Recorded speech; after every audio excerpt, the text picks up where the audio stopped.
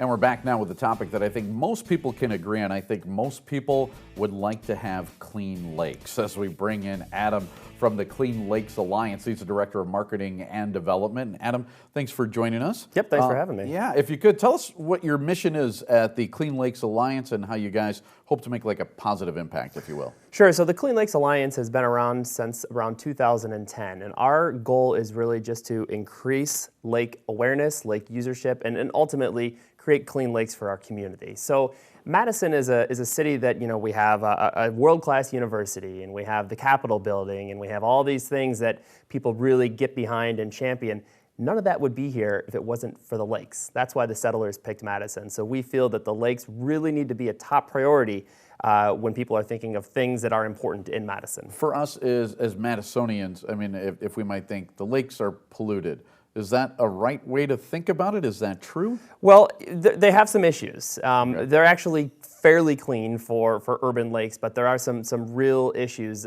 Phosphorus reduction is our main goal. So phosphorus is created through runoff through the lake or redisturbing of sediment at the bottom of the lake. 1 pound of phosphorus equals 500 pounds of algae. So, oh, wow. Yeah, so it's pretty intense. So our overall mission is we want to reduce phosphorus into the lakes by 50% by the year 2025. So that's around a 46,000 pound reduction. And we'll do that through things like land management on the north end, working with farmers and reducing runoff, some sort of urban projects when it comes to leaf raking, when it comes to storm runoff.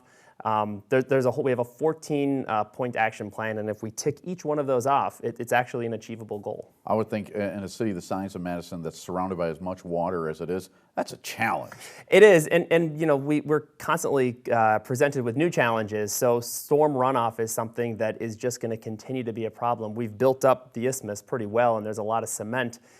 And as these rain events maybe become more intense, there's just less places for rain to settle. So we don't have as much native prairie grass, and we don't have as many just open fields. So what happens is it just runs all off into the lake. And if we can find ways to sort of slow that water a little bit, we can actually reduce the amount of runoff, which reduces phosphorus, which means cleaner, clearer, healthier lakes. Now, if people want to get like current conditions, they're going to spend the day on Lake Mendota or something like that, how do they go about finding out lake conditions? So we actually have an integrated website called lakeforecast.org. It's amazing. It is the only type of website like this in the country, and to our knowledge, it's one of only 2 in the entire world. Lakeforecast.org, we have 58 nearshore monitors, so people who are taking water samples at least once a week, and they're uploading it into this, it's not an app, it's an integrated website, and it would have water clarity, it has water temperature, and then it has water conditions, whether it's good, fair, or poor. Additionally, all the public access points, the beaches, the lifeguards are monitoring the water. So you can dial up this website right on your phone and then touch one of these points and see, oh, the water is 70 degrees and it's clear at Tenney Park, but if I touch somewhere on the north end of the lake, I see, oh, it's maybe it's not so good. And really, what this should be doing is a lot of times when people will go to the Union or they'll go somewhere and they'll see the green water, they think, well, the lakes are just completely dirty and I can't use them.